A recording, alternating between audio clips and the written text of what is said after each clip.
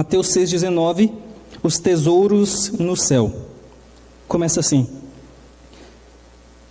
não acumuleis para vós outros tesouros sobre a terra, onde a traça e a ferrugem corroem, e onde ladrões escavam e roubam. Mas ajuntai para vós outros tesouros no céu, onde traça nem ferrugem corrói, e onde ladrões não escavam nem roubam. Porque onde está o teu tesouro, aí estará também o teu coração. Vamos fechar os nossos olhos.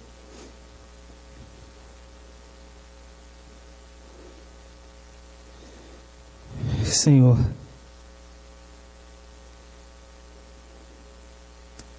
Deus, essa é a tua palavra que foi lida. Fala conosco nessa manhã, Deus. Fala aos nossos corações, Senhor. Deus, eu sei que as minhas palavras podem chegar até os ouvidos dos meus irmãos aqui, mas somente o Senhor, o Espírito Santo, pode tocar os seus corações. Somente o Senhor pode quebrantar os seus corações, trazer convicção de pecados, trazer arrependimento, trazer esperança. Faz isso essa manhã, Deus, apesar de mim, em nome de Jesus. Amém. Ano de 2017, ano novo, e aí geralmente a gente tem aquela expressão quando fala ano novo, vida nova. E desde a virada do ano a gente vai planejando ou colocando expectativas sobre planos, projetos e desejos que a gente quer realizar no ano de 2017, no novo ano. Então a gente pensa naquelas coisas que a gente pensava em fazer, mas nunca fez. A gente diz, não, nesse ano eu vou começar a fazer isso. Ou então a gente pensa naquilo que a gente costuma fazer, mas sabe que é errado, e diz, não, esse ano eu não vou fazer mais. Ou então a gente pensa naquilo que a gente fazia por algum tempo e nunca mais fez, e diz, está na hora de voltar a fazer isso. Todas essas coisas são boas, de fato, mas há desejos que às vezes se transformam em necessidade. Há desejos que se transformam em necessidade, e essa necessidade controla a maneira que você vive. Essa necessidade controla a maneira que você vê as coisas e a maneira que você pensa sobre as coisas. O texto que a gente leu, ele nos dirige, nos orienta com relação a essas coisas. Por isso eu gostaria que vocês colocassem os seus cintos, porque nós vamos fazer uma viagem ao capítulo 6 de Mateus, para vermos não somente a beleza do capítulo 6, mas também a profundidade do que ele significa nesses 3 versículos que a gente leu. Primeiro, quando a gente olha à primeira vista esses 3 versículos, a gente pensa, bom, isso aqui deve ser alguma coisa diferente do que Jesus estava falando antes. Lembrem-se que Jesus estava no Sermão do Monte falando dos capítulos 5 até o capítulo 7, sobre um dos sermões mais conhecidos de Jesus, que é o Sermão do Monte. Alguns comentaristas, quando olham para esses 3 versículos, eles dizem, não, isso aqui deve ser algo muito diferente do que Jesus estava falando antes. E aí eles trazem a ideia de que o que Jesus está dizendo com relação a não acumular tesouros sobre a terra, mas acumular tesouros nos céus, de que nós devemos investir no reino de Deus. Nós devemos investir no reino dos céus. De fato, quando a gente olha alguns outros textos das Escrituras, a gente vai perceber que isso não é uma interpretação errada do texto. Quando a gente vai ver Jesus falando com um jovem rico, Jesus disse, vai, vende tudo que tens e então terás um tesouro nos céus. Jesus, quando conta a parábola do homem avarento, ele diz que esse homem acumulava para si bens, riquezas e tal, e ele olha para si, esse homem diz, come, bebe e regala-te, porque tudo que você tem na vida está aqui. E Jesus diz, louco, esta noite pedirão a tua alma, e o que tu tens reservado, para quem será? E então Jesus termina a parábola dizendo, isso é para aqueles que entesouram para si mesmo, mas não é rico para com Deus. Então, essa interpretação de que acumular tesouros no céu se refere a investir no reino de Deus, é uma interpretação viável de acordo com os outros textos. Mas quando a gente olha o capítulo 6 de Mateus, a gente percebe que Jesus está querendo dizer muito mais do que isso. Muito mais do que isso. O capítulo 6 de Mateus se divide basicamente em duas partes. A segunda parte, que vai do versículo 25 até o 34, se refere à questão de você não deixar ser dominado pela ansiedade e preocupações da vida. Vejam comigo o versículo 25. Por isso vos digo, não andeis ansiosos pela vossa vida, quanto ao que haveis de comer ou beber, nem pelo vosso corpo, quanto ao que haveis de vestir. Não é a vida mais do que o alimento, e o corpo mais do que as vestes? Então, nessa segunda parte do capítulo 6, Jesus está orientando aquelas pessoas com relação a não deixar-se ser dominado pela ansiedade da vida e pelas preocupações da vida. A primeira parte do capítulo 6, que é o que nos interessa, porque os versículos que a gente leu se referem à primeira parte, vão do versículo 1 até o versículo 24. E nessa primeira parte, Jesus está se referindo àquelas pessoas que têm um afeto e um amor pelo mundo e pelas coisas do mundo. O contexto do capítulo 6, e principalmente da primeira parte do capítulo 6, começa no versículo 1 de Mateus. Vejam comigo. Versículo 1 do capítulo 6. Guardai-vos de exercer a vossa justiça diante dos homens, com o fim de serdes vistos por eles. De outra sorte, não tereis galardão junto de vosso Pai Celeste. O contexto do capítulo 6 começa no versículo 20 do capítulo 5. Então vamos lá no capítulo 5, versículo 20. Porque vos digo que se a vossa justiça não excederem muito a dos escribas e fariseus, jamais entrareis no reino dos céus. A ideia que Jesus está falando é, os fariseus, eles têm um tipo de justiça que é uma justiça externa. É aquela justiça que eles demonstram por meio dos seus atos, mas que está vazio em seu coração. Não há nada em seu coração que traga essa justiça que agrade a Deus. É uma justiça tão externa, que é chamada de legalismo, uma justiça tão externa que o que eles fazem é para proveito de si mesmo.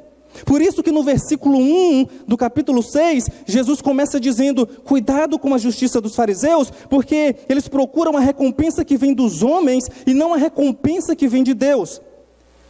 A partir disso, Jesus começa a falar sobre 3 elementos da piedade judaica, que era muito comum entre os judeus, e ele diz, cuidado com esses 3 elementos. Como? Primeiro, a questão da doação. Segundo, a questão da oração. E terceiro, a questão do jejum. Nesses 3 pontos, Jesus vai dizer, cuidado para que vocês não sejam como os fariseus, querendo a recompensa apenas dos homens, e esquecendo da recompensa que vem de Deus. Então, no capítulo 6, versículo 3, Jesus diz, tu, porém, ao dares a esmola, ignore a tua mão esquerda o que faz a tua mão direita, para que a tua esmola fique em secreto, e teu pai que vem em secreto te recompensará. Então, na parte das esmolas, nas partes de doações a pessoas que necessitam, você tem aqui Jesus falando, cuidado para que o que você faça não seja apenas algo exterior, em que você procure a recompensa que vem dos homens, a glória e o louvor que venha dos homens. Jesus então passa para a segunda questão, ou o segundo elemento da piedade judaica, que se refere à oração. E aqui ele leva um tempo muito maior falando sobre a oração, mostrando a importância dela em detrimento das outras. Vejam comigo o versículo 5.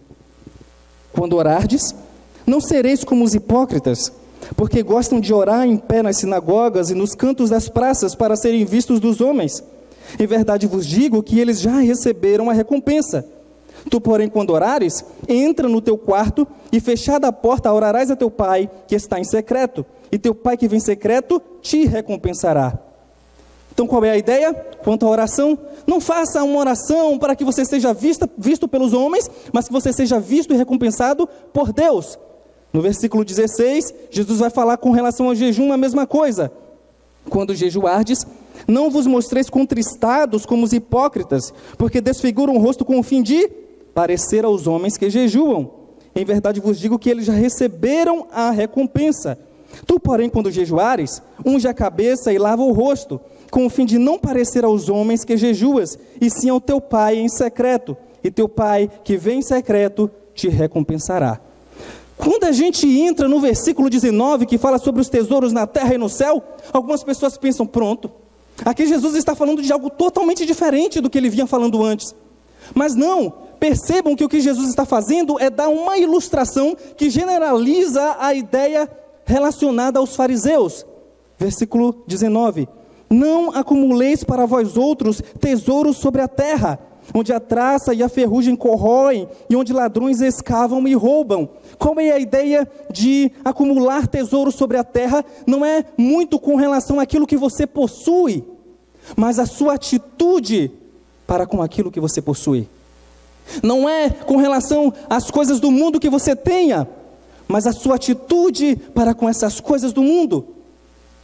Quando você vê isso à luz do que os fariseus estavam fazendo, você percebe que os fariseus estavam acumulando para si tesouros sobre a terra, procurando a recompensa que vem dos homens, procurando o louvor que vinha dos homens, procurando ter uma reputação que fosse digna de que os homens olhassem e dissessem, nossa, aquele realmente é um fariseu. Ou então, nossa, aquele realmente é um homem de Deus ou uma mulher de Deus. Então Jesus diz, não acumule para vocês tesouros sobre a terra, nesse sentido. E por que não?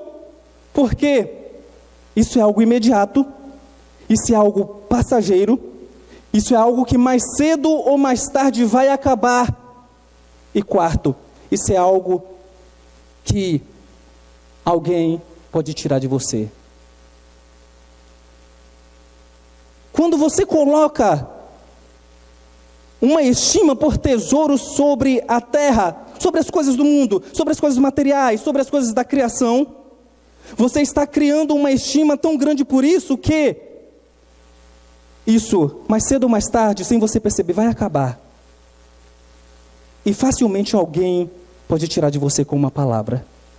Facilmente alguém pode tirar de você com um não agradecimento, por exemplo. A gente vai chegar lá rapidinho.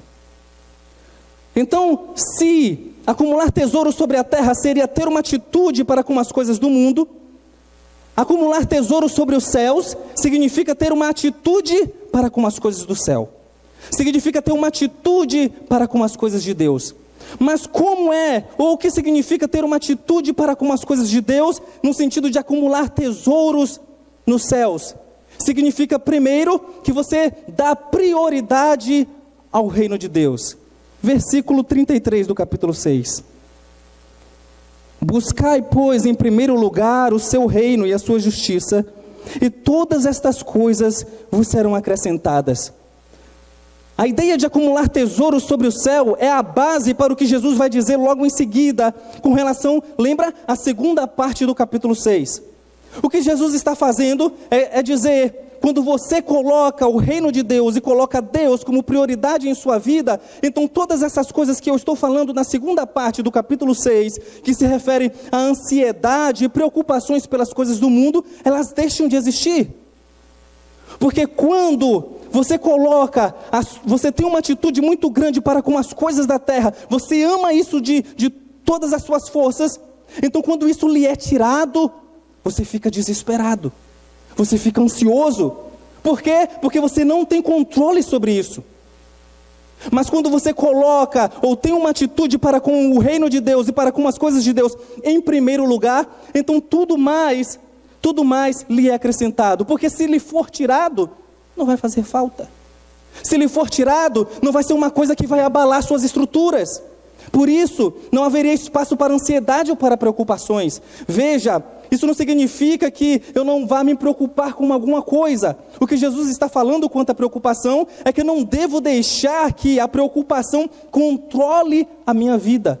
Eu não devo deixar que a ansiedade sobre algumas coisas que acontecem controlem a minha vida, de maneira que eu esqueça quem Deus é, de maneira que eu esqueça em quem eu creio. E aí você me pergunta, ok, mas por que isso é importante? E Jesus vai dizer que isso é importante porque é aí que está o seu coração. Versículo 21. Porque onde está o teu tesouro, aí estará também o teu coração. Antes da gente continuar, deixe-me explicar o que significa coração na Bíblia, porque muitas vezes quando a gente fala em coração, a gente tem aquela ideia de que é só sentimentos. A gente tem aquela ideia de, e principalmente na mídia, passa muito isso em séries, novelas, filmes, a ideia de que coração é sentimento. Então você deve ser guiado pelo seu coração, o que o seu coração disser, faça. Ou então você deve ser guiado pelos seus sentimentos. Se você está com vontade de fazer isso, faça. Se você não estiver com vontade, não faça. Mas a Bíblia vai dizer que coração não tem a ver simplesmente com sentimentos. Tem a ver com sentimentos, mas não é somente sentimento. Algumas pessoas vão dizer, você precisa ter mais conhecimento do coração do que conhecimento da mente. Porque fazem um contraste entre coração e mente, como se fossem duas coisas opostas entre si. Mas a Bíblia nunca vai colocar em oposição a mente e o coração. A Bíblia vai colocar em oposição o coração com relação a uma outra coisa. Eu vou dar 3 exemplos para vocês perceberem. Quando o profeta Samuel vai ungir um rei para Israel, ele chega na casa de Jessé, tinha 7 filhos de Jessé lá, e ele sabia que um daqueles filhos seria o rei de Israel. Então ele chega na casa de Jessé para ungir alguém, e ele encontra o primeiro filho de Jessé, forte, bonito, homem de guerra, um soldado, verdadeiro soldado. E então Samuel diz, é ele que será o rei de Israel? E o que é que Deus diz para Samuel? Samuel, não é assim que eu vejo. O homem olha para a aparência, mas eu olho para o coração. O que é que Jesus está colocando em contraste aqui? Jesus está colocando em contraste o coração com a aparência. Quando você vai para o profeta Isaías, Deus falando por meio do profeta Isaías, ele diz, Isaías, diga a esse povo, que esse povo se aproxima de mim com palavras, mas o seu coração está longe de mim. Esse povo se aproxima de mim com lábios, com seus lábios, mas o seu coração está longe de mim. O que é que Deus está mais uma vez contrastando aqui? O coração do homem com aquilo que é exterior, com palavras que apenas soam algum tipo de som. Quando você vai para Romanos, o apóstolo Paulo vai dizer, se confessares ao Senhor com a tua boca e creres de todo o seu coração que Jesus ressuscitou dentre os mortos, serás salvo. O que é que o apóstolo Paulo está fazendo aqui? Não basta simplesmente você falar ou confessar com a sua boca que Jesus é o Senhor, mas você precisa crer com o seu coração, novamente, aquilo que é interior com aquilo que é exterior. Com esses 3 exemplos, a gente pode perceber que o coração se refere àquele homem interior que a Bíblia fala. O coração se refere ao nosso eu interior. O coração é aquele centro do homem em que se encontra o pensamento, a vontade e as emoções. Por isso, quando você deseja alguma coisa, você deseja aquilo que o seu coração te orientou e te direcionou para desejar. Mas não somente quando você deseja, quando você pensa em alguma coisa, o que você pensa vem de lá do seu coração. Mas não somente isso, o que você sente, seus sentimentos, suas emoções, também vem de lá do seu coração. Por isso que o coração não é apenas sentimentos, coração tem a ver com o seu ser como um todo. Ele é o centro de onde tudo que você faz vem de lá. Por isso que Jesus diz, o que contamina o homem não é o que entra, mas o que sai do coração. É o que sai do coração. Quando Jesus não está no centro do seu coração, você tem então a sua vontade, sentimentos e pensamentos totalmente desorganizados. Você não é guiado numa ordem em que você tem os pensamentos, você pensa sobre o que vai fazer, você tem vontade de fazer, e você tem uma certa afeição com relação àquilo que você faz. Muitas vezes, quando Jesus não está no centro do nosso coração, nós somos guiados totalmente desorganizados, de maneira que aquilo que eu sinto que devo fazer, eu faço, sem considerar, sem pensar naquilo que eu faço, e sem levar em consideração a disposição de louvar a Deus. Por quê? Porque o que está no centro do meu coração sou eu. O movimento Alfa e Ômega, quando vai evangelizar, tem uma ilustração muito interessante em 2 círculos. A gente, quando vai evangelizar, mostra esses 2 círculos geralmente para as pessoas e diz: olha, nós temos aqui 2 círculos. A gente tem cheio de pontos pretos nesses círculos. No primeiro círculo você tem a sua vida, em que todos esses pontos representam os seus interesses e os seus desejos e pensamentos, e todos eles estão desorganizados. Por quê? Porque você é que está no centro da sua vida e Jesus está fora dele. Num outro círculo, que é a sua vida, você tem Cristo no centro, e todos os pontos estão de maneira organizada. Por quê? Porque Cristo no centro mostra para você o que realmente é uma prioridade e o que não é uma prioridade. Perceberam? Aí você me diz: ok, eu agora entendi isso. Mas por que, novamente, por que isso é importante? Você pode perguntar. Eu quero te dizer que isso é importante porque o coração está intimamente ligado à sua adoração. Versículo 24. Ninguém pode servir a 2 senhores, porque ou há de aborrecer-se de um e amar ao outro, ou se devotará a um e desprezará o outro. Não podeis servir a Deus e às riquezas. Sabe por que saber sobre o coração é importante? Porque você não pode dizer que adora a Deus quando você estima algo ou alguém como sendo mais importante do que Ele. Você não pode dizer que adora a Deus, que Deus é o seu Senhor, quando no seu íntimo você deseja e estima algo como sendo mais importante do que Ele. Então na sua mente talvez você diga: Deus é o meu Deus. Mas o que o seu coração diz através dos seus pensamentos, através dos seus sentimentos, através dos seus desejos e através de suas atitudes, o que seu coração está dizendo é: o meu Deus não é Deus, o Deus da Bíblia. É aquilo que eu estou estimando mais. E a minha pergunta para você é: o que você tem estimado? O que você tem mais estimado na sua vida?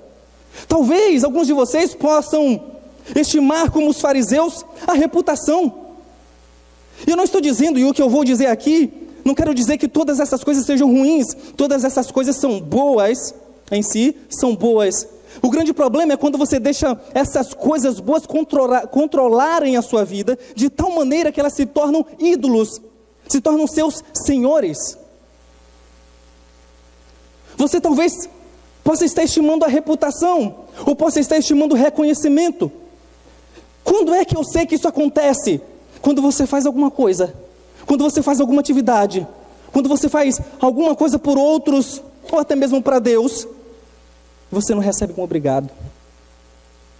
Você não recebe um agradecimento. É claro que nós devemos agradecer. É importante que a gente agradeça pelas atividades e pelo empenho que outras pessoas fazem por nós. Mas perceba, e eu quero que você observe o seu coração, ou a reação do seu coração, quando você não recebe um obrigado por aquilo que você faz por outro. Como é que você fica? Indignado?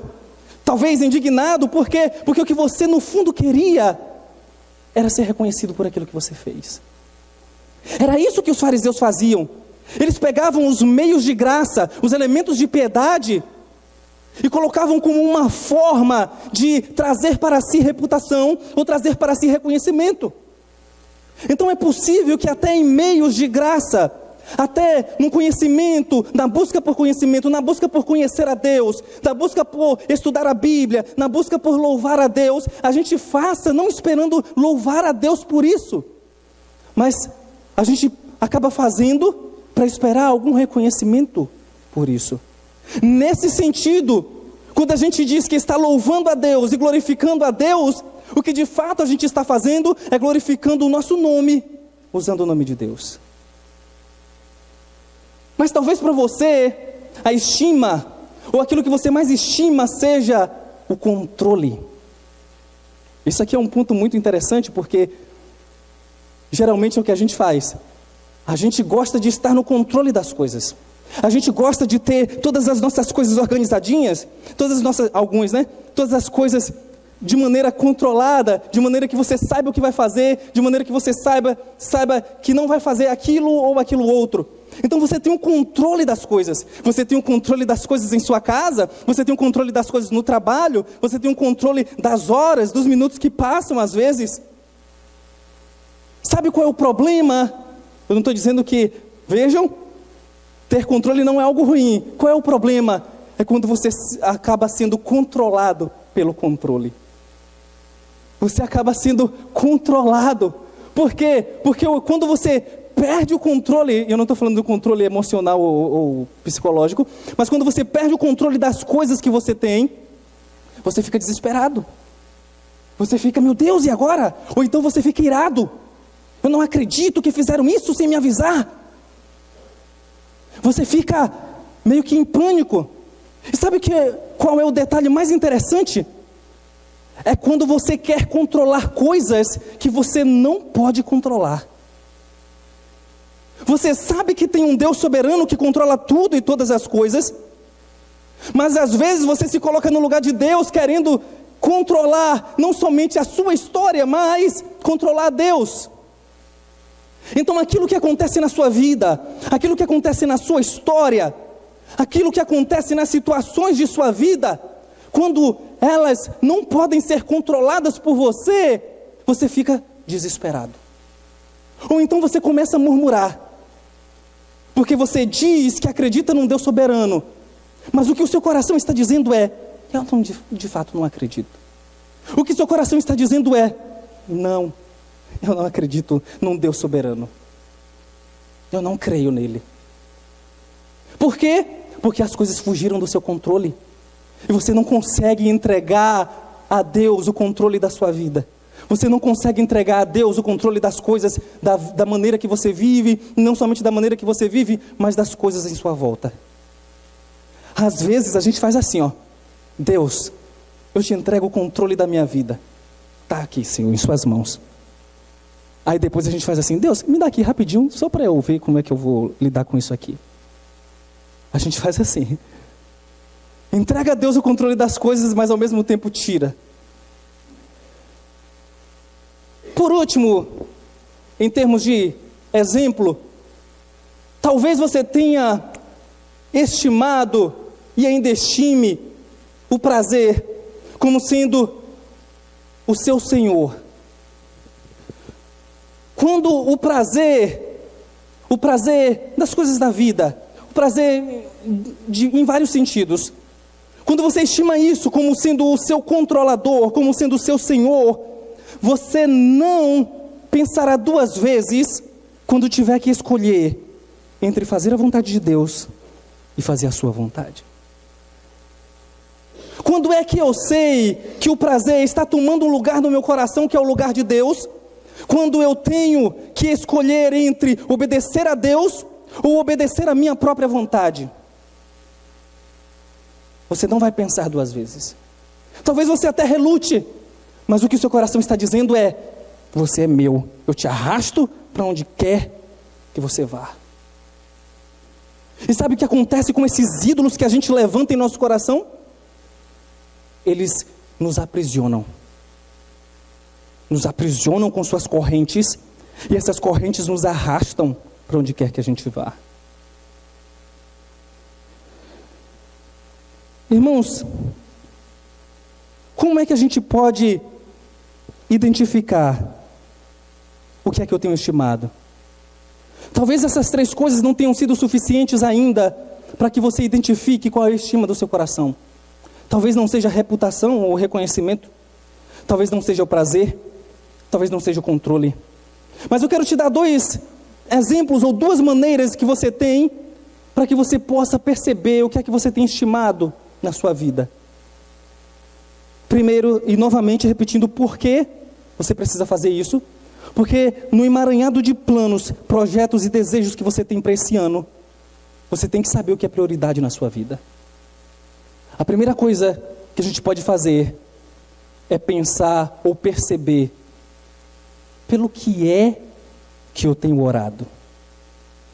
Às vezes a gente não percebe, mas a oração é um determinante para saber o que é que a gente tem desejado, mais do que qualquer coisa. A nossa oração é um determinante para saber o que é que a gente tem estimado. O que é que a gente tem estimado mais? O que é que a gente tem desejado mais? A oração. E segundo, se você pudesse colocar numa frase, colocar num caderno a seguinte frase: se eu apenas tivesse, e eu deixo essa parte em branco. O que é que você colocaria nessa parte em branco? Pense consigo. Se eu apenas tivesse isso, seria a coisa mais maravilhosa da minha vida. Estaria perfeito na terra. Se eu apenas tivesse isso pode ser uma evidência muito grande daquilo que você estima. Talvez você diga: se eu apenas tivesse aquela vitória.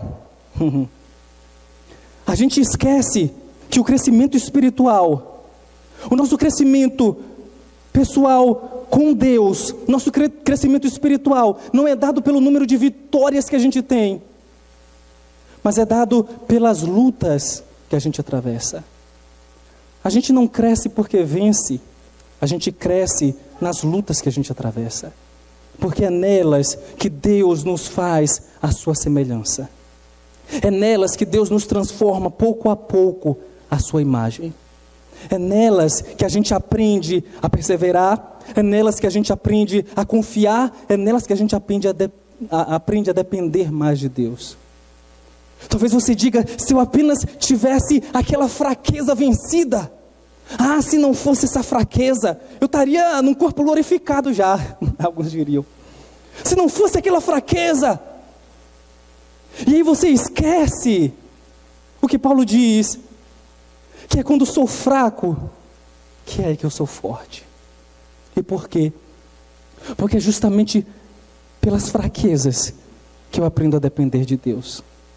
É justamente nas minhas fraquezas que eu paro de olhar para mim mesmo tentando me auto-justificar diante de Deus. Que eu paro de olhar para mim mesmo dizendo: eu posso, eu sou bom, eu consigo, como a psicologia secular diz durante séculos e por muito tempo e o tempo todo.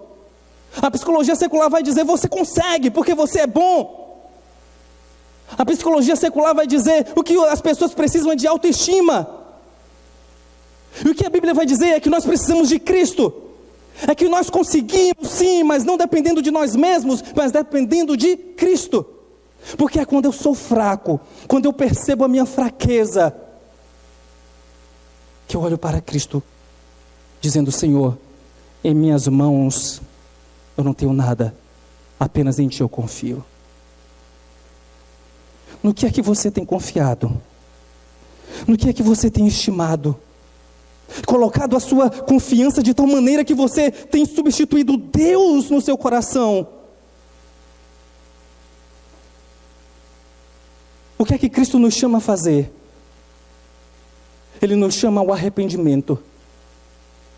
Ele nos chama a dizer: Senhor, eu tenho levantado ídolos no meu coração, eu tenho levantado altares na minha vida, mas que precisam ser derrubados. Eu tenho levantado altares na minha vida que precisam ser destruídos para que apenas o Senhor reine, para que apenas o Senhor seja honrado e glorificado no meu coração. O que precisamos é de arrependimento. Se você percebeu o que é que você tem estimado, o que é que você tem colocado como aquele ponto central na sua vida e no seu coração, se arrependa hoje para que Cristo tome a primazia na sua vida. Se arrependa hoje para que Cristo seja o centro do seu coração. Se arrependa hoje para que de fato você possa viver plenamente em Cristo. Vamos orar.